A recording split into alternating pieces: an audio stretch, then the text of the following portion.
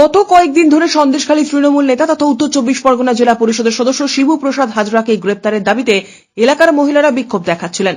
মহিলাদের দাবি ছিল রাজনৈতিক প্রভাব খাটিয়ে এলাকার সুন্দরী সুন্দরী মহিলাদের তৃণমূলের দলীয় কার্যালয় সহ বিভিন্ন জায়গায় নিয়ে গিয়ে ধর্ষণ করত এই শিবু প্রসাদ হাজরা। পাশাপাশি এলাকার মানুষদের চাষের জমি দখল করে বছরের পর বছর মাছ চাষ করত এই তৃণমূল নেতা। এই তৃণমূল নেতাকে গ্রেপ্তারের দাবিতে গত কয়েকদিন ধরে এলাকার মানুষেরা সন্দেশখালী থানায় লিখিত অভিযোগ দায়ের করার পাশাপাশি আন্দোলন করেছিলেন। তারপরে পুলিশ শনিবার রাতে নেজাট থানা এলাকা থেকে তাকে গ্রেপ্তার করেছিল। সেফ কাস্টাডি হিসেবে তাকে রাখা হয়েছিল বসিরহাট থানায়। সন্দেশখালীর এই নারী ধর্ষণকারী শিবু প্রসাদ হাজরার ছবি তোলার জন্য সকাল থেকেই সংবাদ মাধ্যমের ক্যামেরা তাক করেছিল বসিরহাট আদালত চত্বরে। পুলিশ সংবাদ মাধ্যমের নজর এড়ানোর জন্য কোনো এক যুবকের মুখ ঢেকে আদালতে তোলে। এর পিছন পিছন সাধারণ অবস্থায় শিবু প্রসাদ হাজরাকে আদালতের ঘরে ঢুকিয়ে দেয় পুলিশ।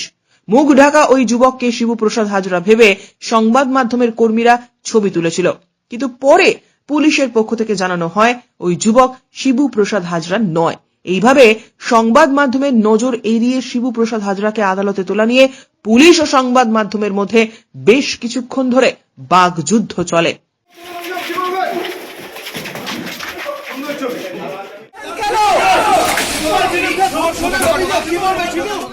সন্দেশখালী থেকে অর্ণব মৈত্রের প্রতিবেদন, চ্যানেল 24/7।